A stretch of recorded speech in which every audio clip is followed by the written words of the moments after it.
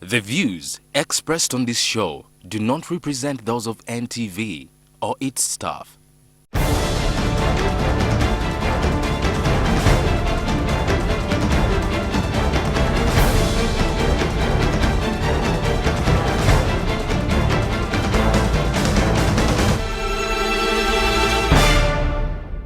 Good evening, viewers, those who are in the country and those in the diaspora. Thanks for watching NTV.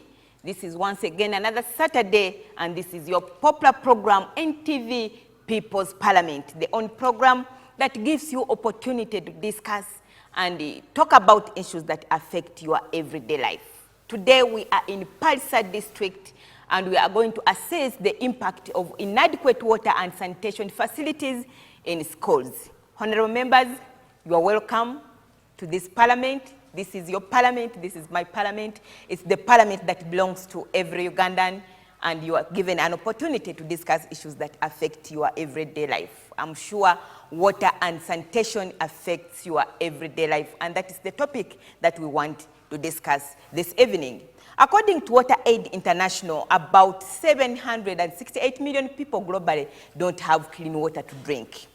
That means children taking life-saving medicines with water that could cause them more diseases. In Uganda alone, the Water Aid study shows that over 75% of the population lack adequate toilet facilities. 8 million people don't have access to clean water, and over 8,000 people, children die every year from diarrhea caused by unsafe water and poor sanitation. Lack of clean water and poor sanitation puts people at risk of contracting sanitation-related diseases, or girls dropping out of school because there is nowhere safe and private to go. We did a study recently as NTV, and we found out that in some schools, children, both girls and boys, share the same latrine, and the teachers and the community. So you can see how bad the situation is. But before we roll the debate going, I want to hear from the DO from Pallisa district. It is very, very important to note that the government of this country has done all the needful and tried its best to ensure that every year we have allocation of funds under SFG and PRDP that we channel to our schools in order to try and support especially the pit latrine coverage. However, by records we have a challenge to the extent that so far we stand at an average of one stands pit latrine shared amongst the 80 pupils. That is our record according to the enrollment. Intervention by Water Aid has come in and has given us a beef up support. Of course, this one covers 2 sub-counties in the district. In there, they have assisted us to put up pit latrines and washrooms for these children in order to improve on the current sanitation status. They have also, Honorable Speaker, gone ahead to provide us with water points, safe water points, via installation of rain harvesting water tanks, and then the drilling of the boreholes. They are further going to give us opportunity and support to sensitize our communities to see how we can support these other programs. Can we hear from Kiboko district, please? Thank you so much, Madam Speaker. Equally, as the colleague has mentioned it, the status in Kiboko as far as sanitation and water is concerned in Kiboko, I may not say it's really good. I may say it's fair, but we have a number of challenges which are faced. Because as we talk right now, compared to the enrollment we have in the district, it's high. Because right now, teachers... Because of UP? Yeah, the UP we have. Because we have like 50,000 children in schools, primarily. But the strength to people ratio, it's right now 1 to 102, as we talk right now. One latrine? Yes, one latrine, because we have talked the truth. It is of recent that Water Aid has come for intervention, as my colleague has mentioned, that he has tried to address some of the challenges, like they have started drilling some boreholes in 4 schools, and then providing us water harvesting in around 5 schools, as we talk right now. Honorable members, you have had the situation both in Pallisa and the Kiboko district. Pallisa, it is fair. In Kiboko, he says one latrine goes for more than 100 people. You can see how the situation is. During our monitoring, we found that there are some schools where we went and reached, like giving example in Nandere, which is the most heavily populated in the Kibuku district, which has 2,007 pupils, of which 1,270 are girls. And they are using only 5 stanza pit latrines, whereby the ratio to that school in relation to girl child is 1 to 254. If you calculate, take a little time, say, if you can allocate 2 minutes to each child to help ourselves, you may find that the process to be over is consuming 8 hours. So do you mean these people make lines to access the latrine? Yes, they do make lines, more especially during break-up period. There is a high rate of vandalizing these facilities, either by the managers of the school or by the communities around. Citing example in Kagumu Primary School in the Chibuku district, where you find that there are pit latrines which are good, which still have space, but around 18 instances, the doors were what? Were plugged out. So this one calls on initiation of operation and maintenance, and also coming up with a bylaws to safeguard that. I would like to react to the previous speakers, Honorable DOs, and my reaction goes like this. I will begin with a question. Both of them have given us ratios of stances to students or pupils in school, but they have not told us, by recommendation of government, how is the ratio supposed to be, so that we can pass the judgment of fair, good, or very good. Secondly, they also have to explain to us which conditions are suitable for the toilets, I mean the latrines, to be considered in use, or I mean to be in good conditions to be used by pupils. The other thing is, there are also other things that are supposed to be placed around the latrines, like washing materials, and then the hand washing things. Let them also talk about that. We have a burning issue of water in Pallisa. For about 7 years, we have not had running water, and the pupils are really having these challenges. If you pick a nearby school here, we have a challenge in the Pallisa Township Primary School. Those toilets are not in use. So we want to also know by what distance are the toilets supposed to be constructed away from the school. Okay, thank you. Do we have, I'll give you an opportunity, do we have some a teacher, a headmistress or headmaster here? Please. Deliberating on issues concerning hygiene in schools as regards to that question. Very many diseases come as children go and help themselves. Then when they come back without washing their hands, diarrhea can come, trachoma can come, dysentery can come. Now, are you experiencing such diseases in the schools? Those ones have been in place only for the intervention of Build Africa and our local governments, where they are putting water points in schools, and we are now seeing a reduction in the diseases. Can't you clap for that, honorable members?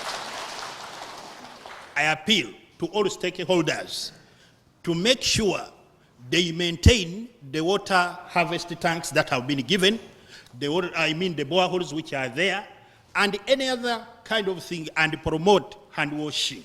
Therefore, those diseases will be history. Okay. Thank you, Madam. Thank you, honorable member. You want to clarify something, Mr. Dio? Just 1 minute, please.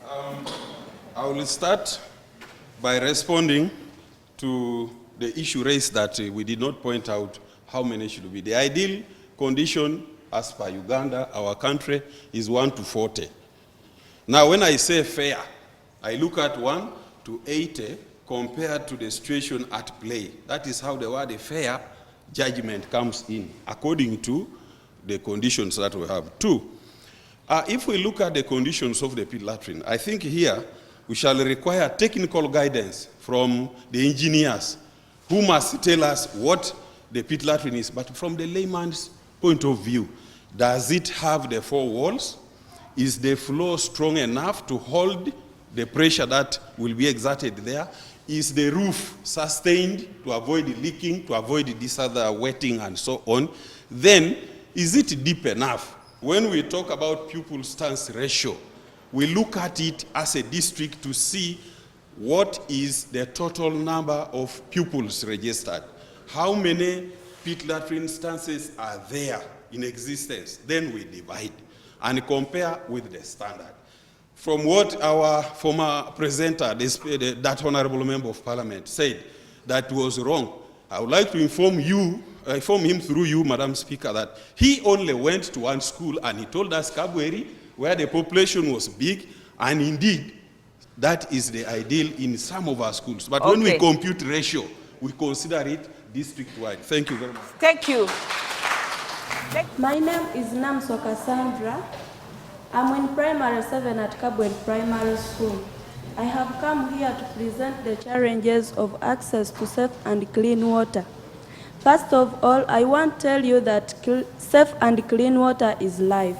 Kabweri Primary School started in 1987, but since then, it has no safe water.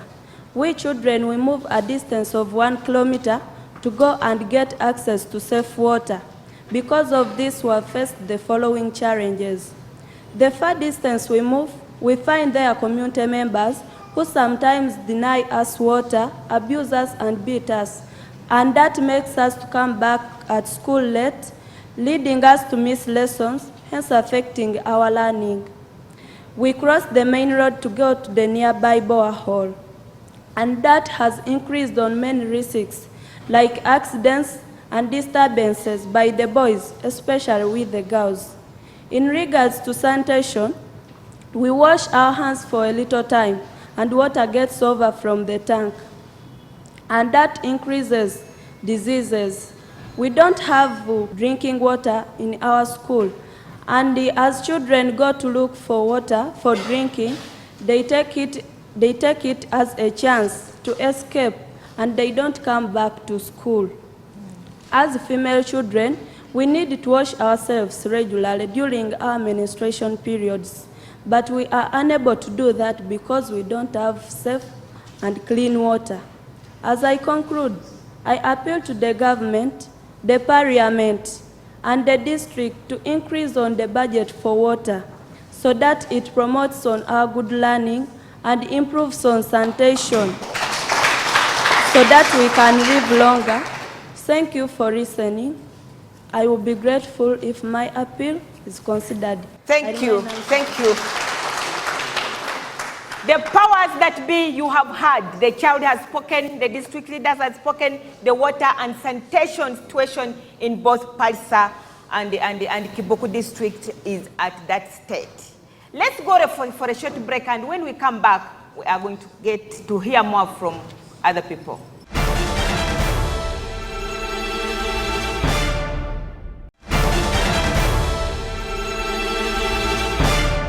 Welcome back. You are still watching NTV People's Parliament sitting here in Pallisa district discussing yet another important topic, water and sanitation.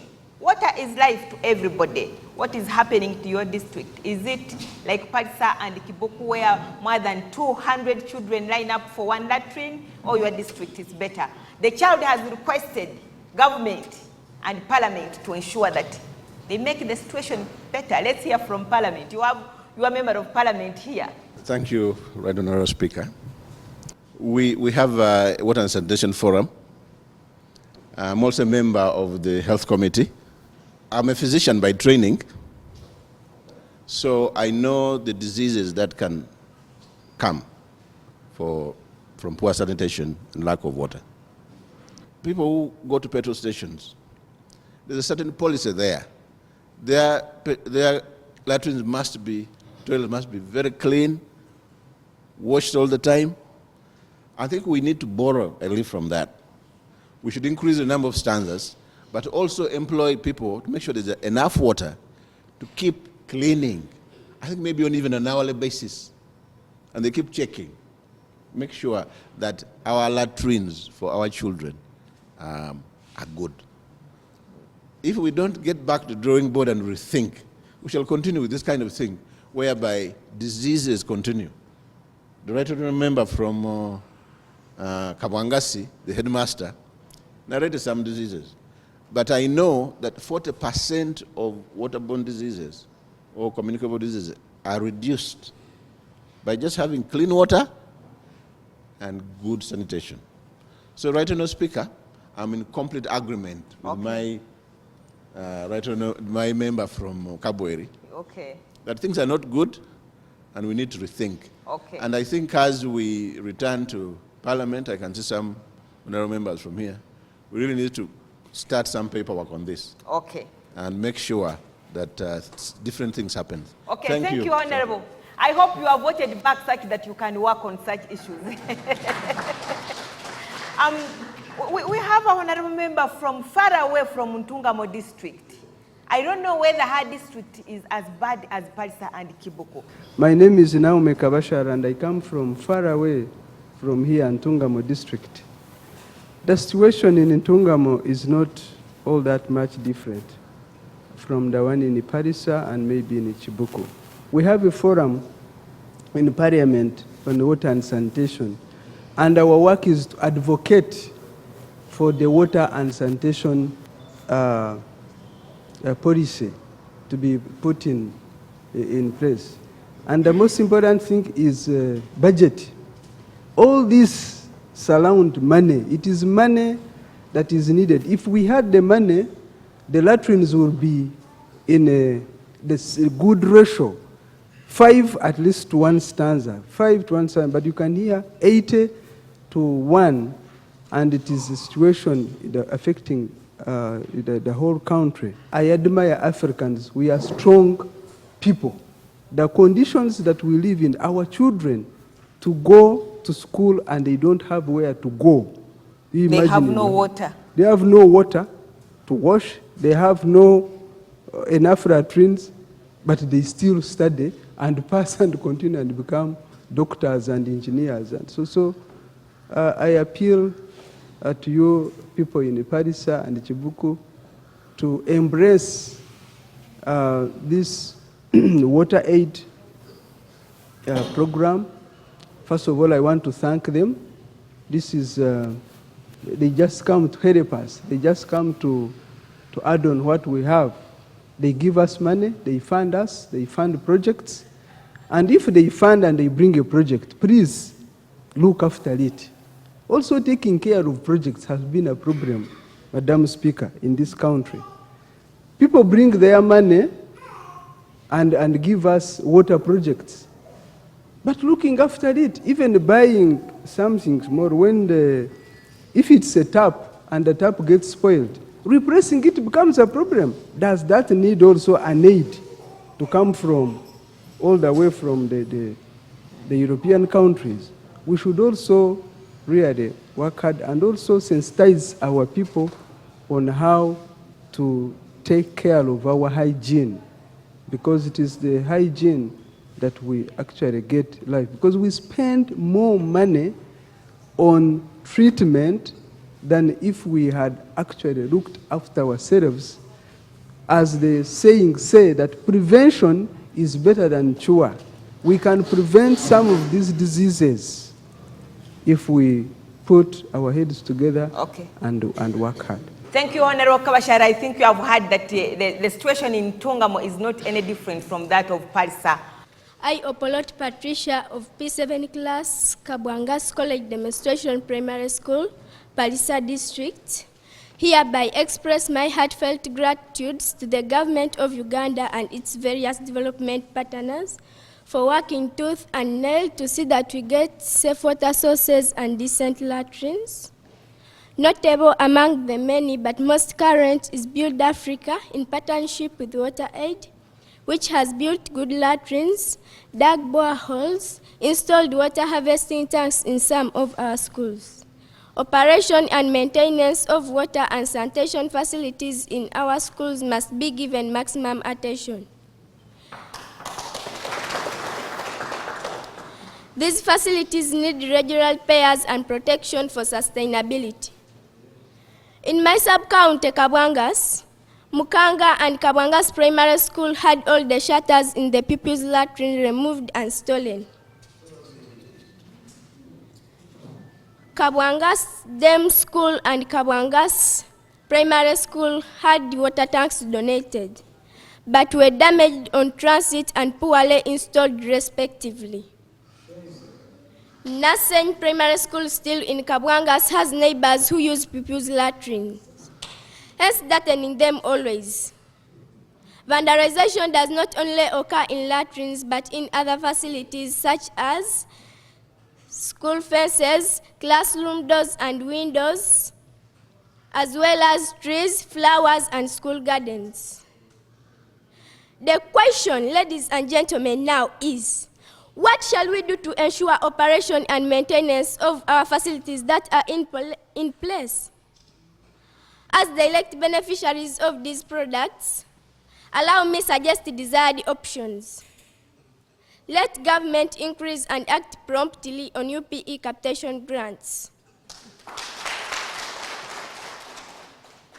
To enable the school authorities come in to repair and maintain these facilities. The proposed 10,000 shillings per child per year be revised to at least 30,000 shillings. This will enable a special vote to be added on to the existing 4. Local government of Kibuku and Pallisa pass a bylaw of every pupil to contribute some little money. Say, 5,000 shillings per child per year. To enable the following: emptying the newly constructed latrines, hiring both day and night school watchmen, fencing our schools, purchasing water guard, to mention but a few. Last but not least, the district education department has to ensure that all schools have vibrant, well-inducted and pro-people members of school management committee and parent-teacher association. Okay. To have all policies in education implemented, water user committee is not being forgotten. Just as a point of reminder, my good listeners, always try and fail, but don't fail to try. There you are, for God and my country. Thank you, Honorable Member. Thank you for your wonderful speech. I wait to see you in Parliament when you grow up. Yes, please. I'm going to talk about menstrual hygiene management. Before that, let me say something on accessibility to water, hygiene, and sanitation. We have boreholes, washrooms, latrines, washing facilities, which have led to an improvement of hygiene, most especially among our girls. However, there are several challenges. Boys and male teachers laugh and make all types of comments, especially when they see girls with the soiled dresses. This may scare a girl and make her lose hope and interest in her education, and it drops out. Even male teachers do that? Yes. 2, Kamugolinga Primary School has a population of 659 girls. If we take an average of 200 girls menstruating, where we only have 1 washroom, 2 basins, few pieces of soap, then the emergency pads. We used it to disturb the senior man teacher for some of these facilities. These sanitation facilities are not enough. What challenges these are? There is also lack of support from both home and school. This is because some of our parents are too poor to afford sanitary pads each month. At school also, if 50,000 shillings is set aside in a term for the girl child, this money is not enough to cater for the girl's needs for this program. This problem may lead a girl to be absent from school when she is in her menstrual periods. and can easily force a girl to get either a boyfriend or a sugar daddy who can give her money to buy sanitary pads. We are aware that when a girl is in her menstrual periods, needs to feed on a lot of nutrients to replace the worn-out calories. Now, if the poor fellow is starved, she may develop other complications. On that note, I call upon our members of parliament who are here, education officers, to prioritize on menstrual hygiene management issues during planning and the budgeting process. Okay. Those are very pertinent issues to the girl child. I heard when the president was campaigning, he made a pledge of giving free sanitary pads to girls from next year. Let me hope that will be fulfilled. Madam Speaker, my own child, who is in Pallisa here, and a body where I believe it's okay, I normally get her attacked by viral infections. A 5-year child. So the problem is alarming. I would compare it to doctors sending pregnant mothers to one bed for delivery. And where you see there are about 20 mothers going to deliver on one bed. Why would managers of this country, honestly, be able to establish and go for this when there is going to be congestion at certain facilities? Are we sending our own children to suicide? Are we going to get the performance we want for this country? These are the issues to address. The girl has given us statistics about how many days a girl would miss school when she's and that is very alarming, Madam Speaker. Yeah. And then secondly, Madam Speaker, the DEOs here have agreed that really this situation is fair. And those who have done product portfolio analysis, any time it can slide to a worse situation. I compare it to a cash cow. It can slide to a worse situation. So we need to take a concerted effort to address these issues, without which whatever we are ensuring our children benefit in education is going to be wasted. That is my observation. Lastly, as a manager of this town, Madam Speaker, government has removed the funds in terms of water facilitation to this town.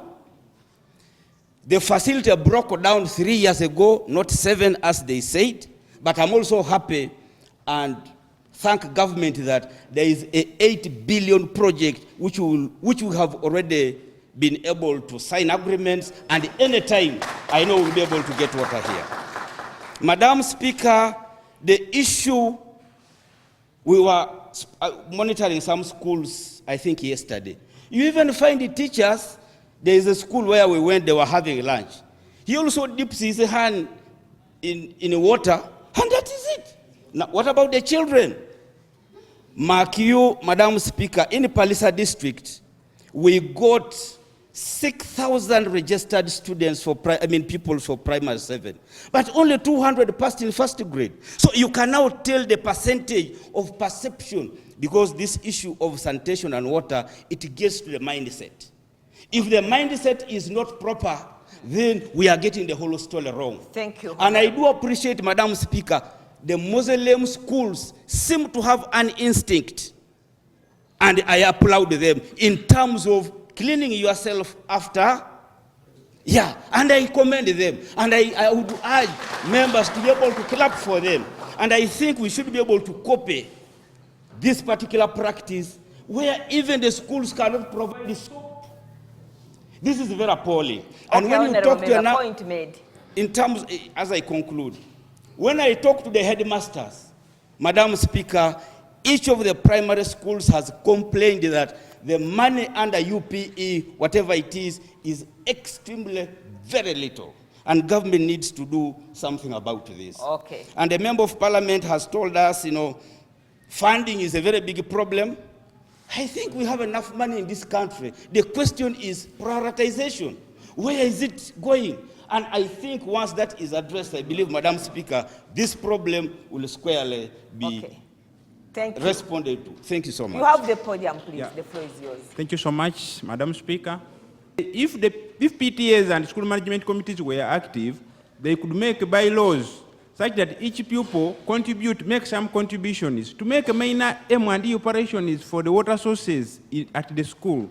But if we wait for the UPE fund, I appreciate the MP has promised us that he is going to make effort to increase the funding, but student funding will not be enough. So I call upon the members to come back down.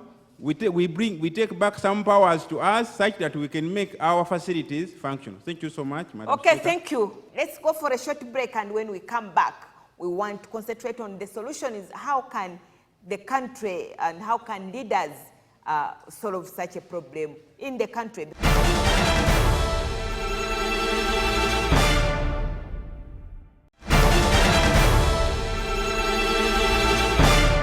Welcome back. You are still watching NTV People's Parliament, your popular program, the only platform that gives you an opportunity to air out issues that affect your everyday life. The people of Pallisa are talking about water and sanitation, and you have heard the problems that are in Kibuku and the Pallisa district. I don't know what is happening in your district. What do you think can be done to ensure that there's good water and sanitation in all the districts of the country, not only Pallisa? Thank you very much, Madam Speaker. I am Amagoro Mary Claire. I come from Butebo constituency, and I am a senior assistant health educator. We have a USF project in Pallisa, where Pallisa district committed itself to attain open defecation-free villages. This is the 5th year. But because we still have that attitude that there should be somebody from somewhere to come and improve on our hygiene and sanitation, we are adamant. Not until we understand that the school cannot live in isolation from the community, because these children come from home, and the behavior is first learned from home. So both the community members and the school authorities should work hand in hand. At first we say that some parents are poor, they are unable to provide sanitary pads to their girls. So we have come up with an idea of teaching these girls on how to make reusable pads so that they are able to stay at school. When they make those pads, they can keep them in stock. When their time of menstruation reaches, they are able to use those pads. Those pads are reusable. After using, you wash them, you can iron and store them for the next period. Next. Wind up, please. There is a sample of these pads here, but we shall keep on moving from schools to schools, guiding girls on how to make them. The government is spending a lot of money to pay engineers in Chibuku, but the engineers are almost doing a lot of nothing. We are making the budget, we are accounting, we are reporting. We need to do much more. What is needed to be done is we know the right designs for the kids in school. We need not to use these drawings which are coming from the center, because we receive drawings from the center and we are not supposed to edit them. We know what to use and we can improve the situation. Also, I also believe with one of the MP who said that actually Uganda, we have enough money. We have enough money, but the problem is these guidelines we have need to be adjusted, because we can have percentages of how to utilize the given amount of money, but there is no allocation given to the area which you've assessed that it is actually in need of water. So that thing should be actually handled. And also in Chibuku, we shouldn't think about only boreholes, because actually Water Aid came in and provided some boreholes for some schools. But you know, the processes of having this borehole in existence, there is a siting process. This siting process is when you assess what is underground there. Actually, most of the schools, the boreholes didn't go to the schools, the intended places. So we need piped water to be supplied. Please, away forward. The type of latrines built in Pallisa by the tenderers deserve government policy monitoring tool. You find a new latrine built today, tomorrow it collapses. The problem is the tendering system and the monitoring system. It should be addressed. The issue of sanitation in primary schools, Madam Speaker, when you break UP into 4 votes, there is no vote for wash activities in schools. However, I'm saying, if the amendments in other laws, why not on wash and sanitation? Thank you very much, Madam Speaker. 4 years ago, I came to Pallisa district to monitor how school inspections are being carried out. I remember I made my dissemination to the entire staff of the district, and I said exactly what these children have been saying, that there's a lot of defecation taking place in our schools. And I went further to probe why they are doing that. It's because even the parents around the community, around the school community, lack latrines at home. Therefore, they take the school as their school, therefore they must use it the way they want. I suggested the bylaw to be enacted here to control failure to have latrines in your home should be punishable. Parents, there is something that is very, very, very actually appalling, that our children only have supper. And when they come to school, they go along the whole day without having meals. So the issue of feeding children should be taken very, very serious, much as we are looking at where the food goes after people have fed. Now, the issue of being clean and keeping good hygienic conditions, we need to at least improvise. Have washing facilities. A 10-liter Kadomolo is very cheap and can be installed at every pit latrine, such that these children can wash their hands after using the latrine. Government should increase the funding. And the increase of funding should be by prioritizing, especially by members of parliament. Instead of prioritizing their salaries, they should prioritize areas where we have social needs, especially in water and sanitation. At district level, in the planning and budgeting, I expect honorable councillors to sit down and effectively plan and manage, appoint proper tenderers to do the work, because a lot of money is wasted through poor tendering process and poor performance. We have many pit latrines, many boreholes that are not very effective. The sinking is poor, maintenance is poor, hardly the fault of government, but the workers. Madam Speaker, I am a member of Parliament sitting on the Committee of Finance. Okay. And I wanted to give my recommendations that are related more on the financing. One of the biggest challenges we have as a country is that the allocation formula between central and local governments is not favorable. That's why you find that most of the challenges that are coming in here are at district level. The schools are suffering, the districts are suffering. Why? Because most of the money allocated stays majorly at the center. If you use an example, the other challenge regarding money is that if you use, for example, rural water and sanitation supply, for the last 3 financial years has been getting a stable figure of 62 billion.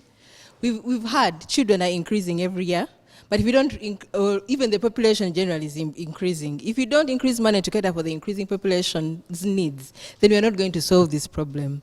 The other challenge and recommendation that I want to make is for government to improve the staffing levels. In the Ministry of Water and Environment, the district water officers, the population right now, the statistics is at 64%. What do we expect? If we don't have enough staffing, even when money is allocated, whether enough or not, it will not be fully utilized. So we are asking government to open up the ceiling and recruit more staffing at the different levels to enable our district officers and technical staff to deliver on their jobs. This is a collective effort. It doesn't only need the parliamentarians, but it needs stakeholders right to the bottom. So therefore, the mission of this forum is to prioritize WASH, and through the forum, we passed a motion advocating for the emergency sanitary towels, and we are grateful to the government because the Ministry of Education is now in its final stages of implementation. Water and sanitation is a human right, and therefore, if it is a right comes with a responsibility. For example, the government of Uganda has made commitments in the National Development Plan 2 and also Vision 2040, where we are saying that we have to reach 100% access and not leaving anyone behind. And also currently, globally, we are looking at the Sustainable Development Goals, which are also looking at attaining 100% access. So for the issues that have been spoken within the House, the concerns that the children have raised should really tickle our thinking on how do we incorporate everyone, because we must not leave anyone behind. We are in the process of reviewing the universal primary education policy.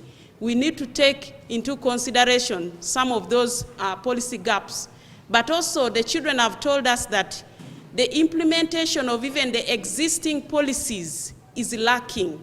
So we want to see the school management committees, the teachers, the DEOs, the CAOs, every technical person in the House, the members of Parliament really enforcing the implementation of the policies on the ground. You have heard the people of Pallisa, you have heard their requests, those who are working on water and sanitation, the powers that be.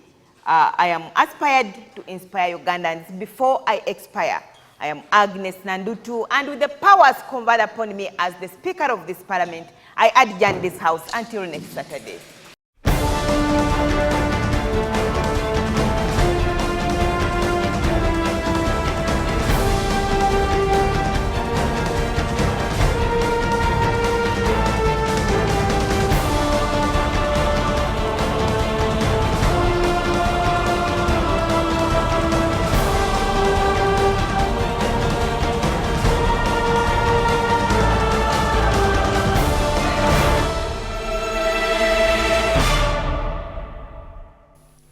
The views expressed on this show do not represent those of NTV or its staff.